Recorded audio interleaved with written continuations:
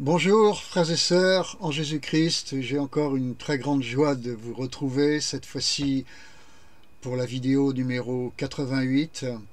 Et dans cette vidéo, je vais développer le thème du courage qu'il va nous falloir dans les temps de la fin, qui est un trait de l'onction du Saint-Esprit.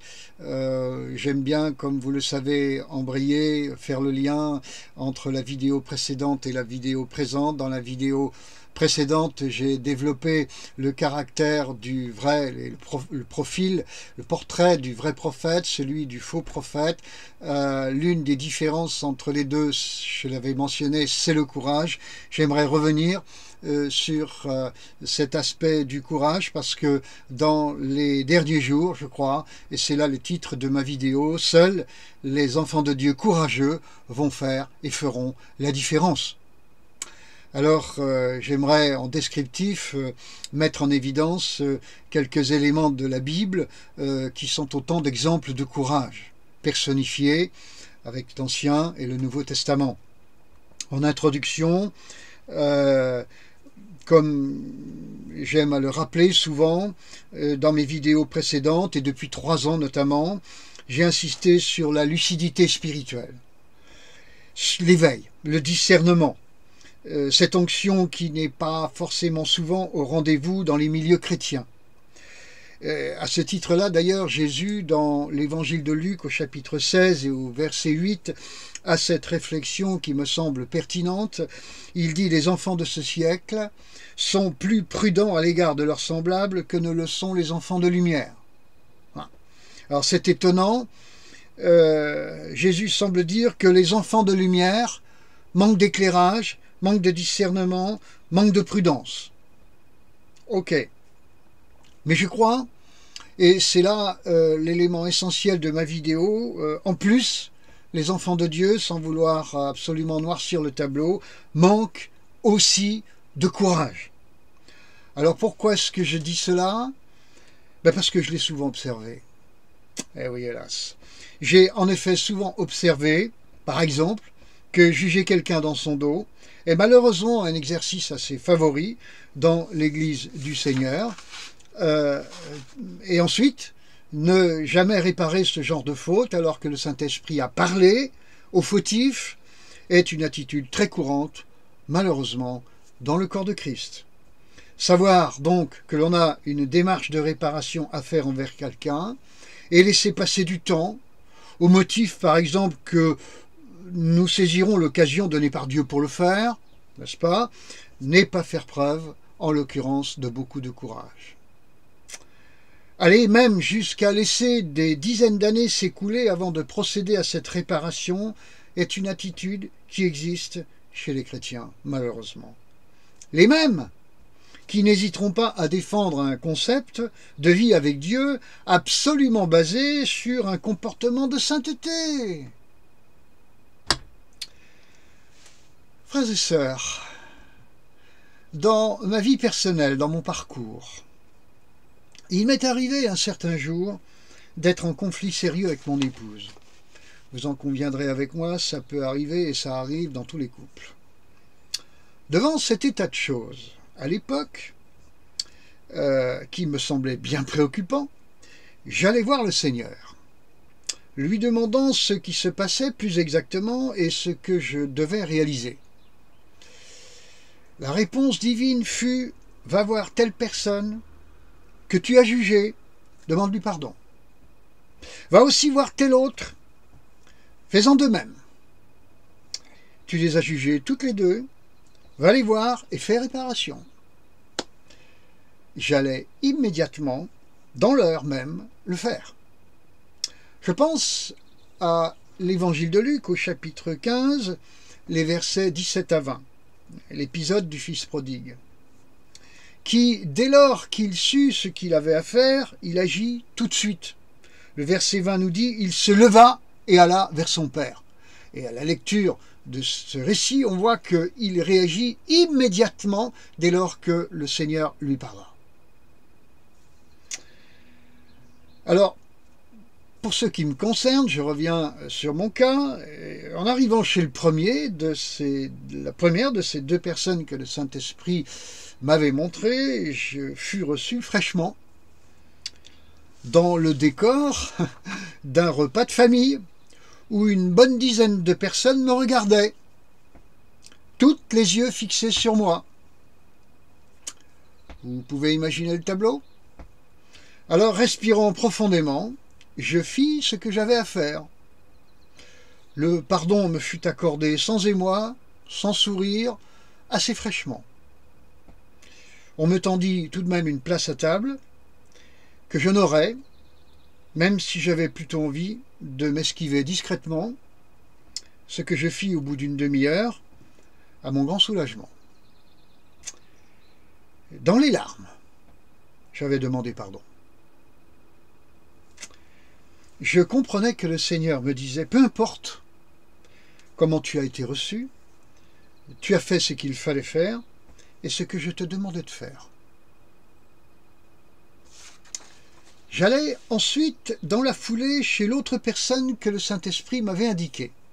Frères et sœurs, je fus reçu un peu différemment, quoiqu'il s'agissait là aussi d'un repas de famille. Aussi, à nouveau, devant un certain nombre de personnes toutes silencieuses, je fis là aussi réparation.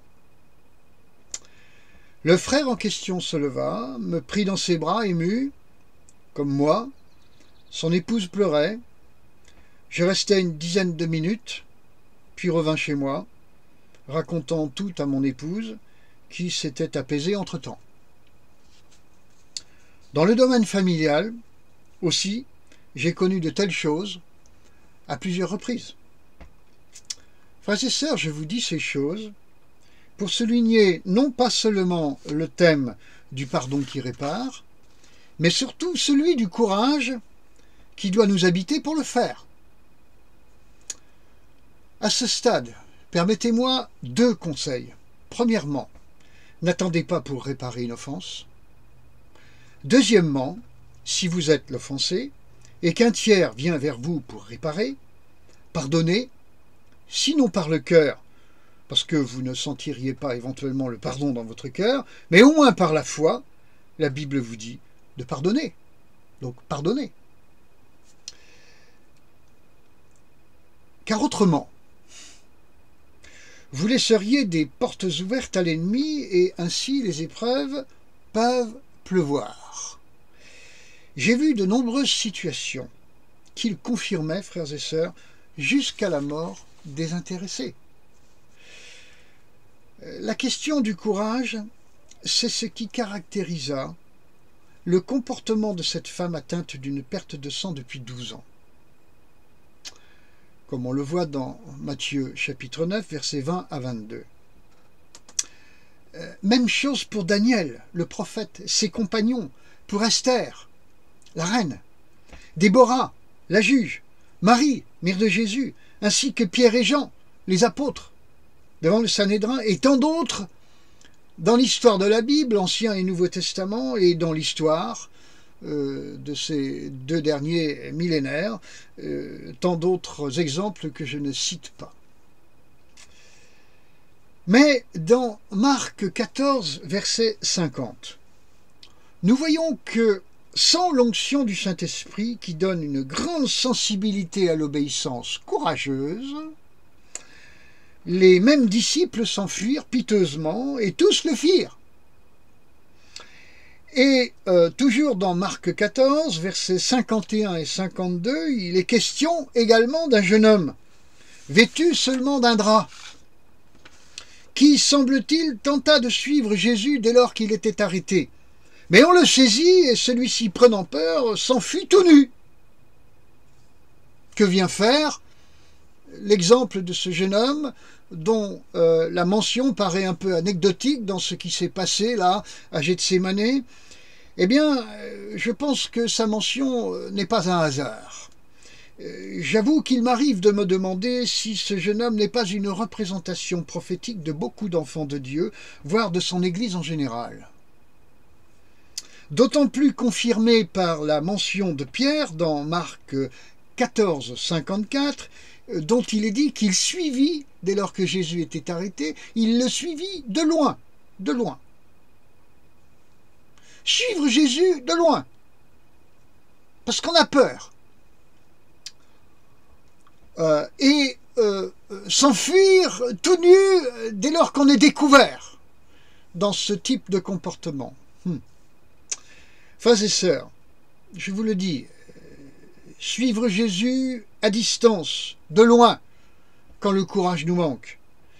N'est-ce pas cette attitude qui pousse l'Esprit de Dieu à signifier à l'Église de Laodicée, deux points, ouvrez les guillemets, je cite, vous êtes tiède, et je vais vous vomir de ma bouche.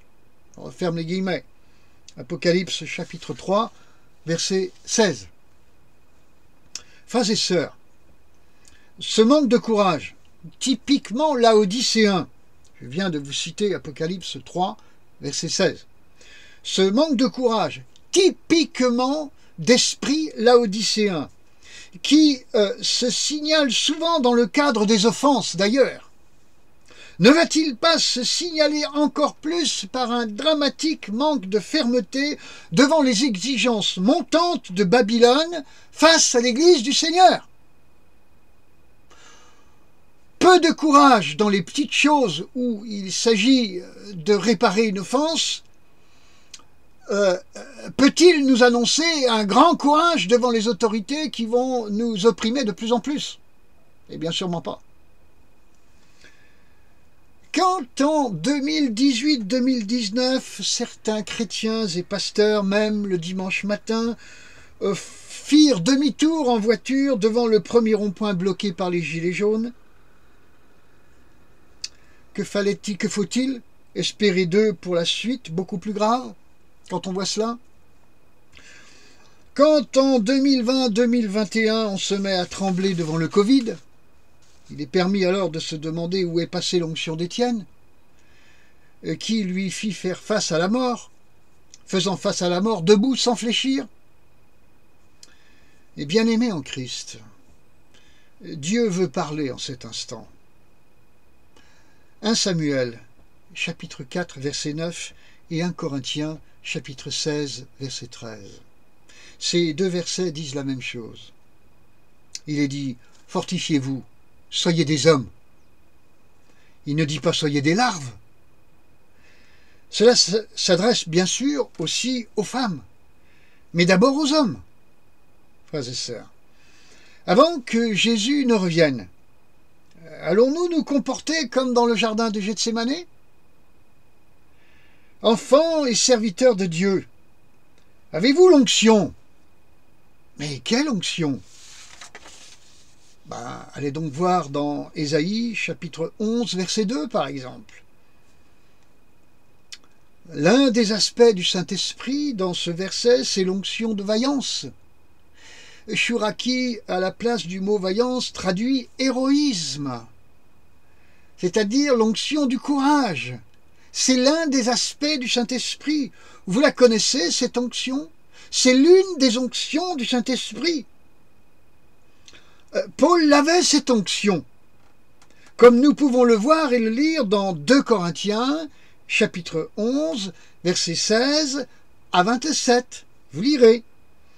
Je terminerai en disant, frères et sœurs, heureux celles et ceux qui, jusqu'à chez eux, ont pu se trouver menacés pour le prix d'une seule âme, arrachés aux ténèbres, et qui sont restés debout devant Dieu et les hommes face à toute menace. Frères et sœurs en Christ, sentez-vous que ce courage, cette vaillance, cet héroïsme vous manque? C'est déjà que vous êtes un peu à l'écoute du Saint-Esprit. Gloire à Dieu. Maintenant, reprenez Ésaïe chapitre 11, verset 2. Examinez tout ce que dit ce verset qui est un portrait de Jésus à qui vous devez ressembler. Ce que vous sentez ne pas avoir, demandez-le au Seigneur, après vous être repenti de ce vide, et recevez par la foi en son nom, entre autres, le courage, la vaillance, l'héroïsme, de l'Esprit de Dieu. Dans Jérémie chapitre 1 verset 6, l'Éternel dit à Jérémie, ou plutôt c'est Jérémie qui dit à l'Éternel, « Je suis un jeune garçon ». Et au verset 7, l'Éternel lui répondit, « Ne dis pas, je suis un jeune garçon ».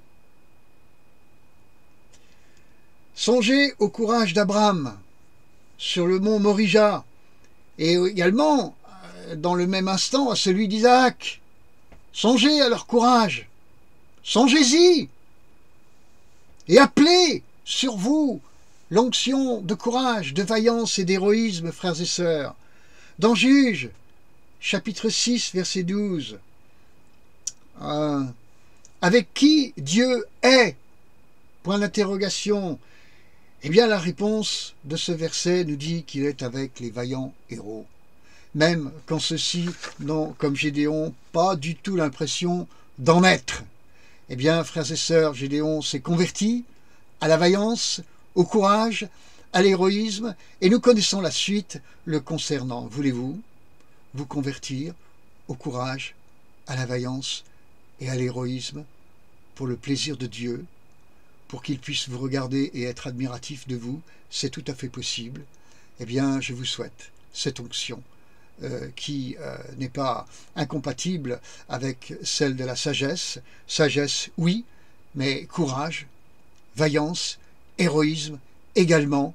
Que le Seigneur fasse de vous, les hommes, de vous, les femmes, des êtres, des hommes et des femmes du Saint-Esprit, des êtres complets, des êtres en mode Ésaïe, chapitre 11, verset 2. Frères et sœurs, que le Seigneur vous bénisse de cette manière. Laissez-vous bénir de cette onction, l'onction d'Ésaïe 11, verset 2, et spécialement aussi au travers de cette vidéo, l'onction de courage, de vaillance et d'héroïsme, pour être debout jusqu'à la fin, frères et sœurs, et de paraître sans honte devant le Seigneur au jour du tribunal de Christ, qui est mentionné dans 2 Corinthiens 5, 20. La grâce et la paix sur vous, par la puissance du nom de Jésus-Christ, dès maintenant, pour vous toutes et tous. Alléluia, au nom de Jésus-Christ. Amen. À bientôt, mes bien-aimés, pour la 89e.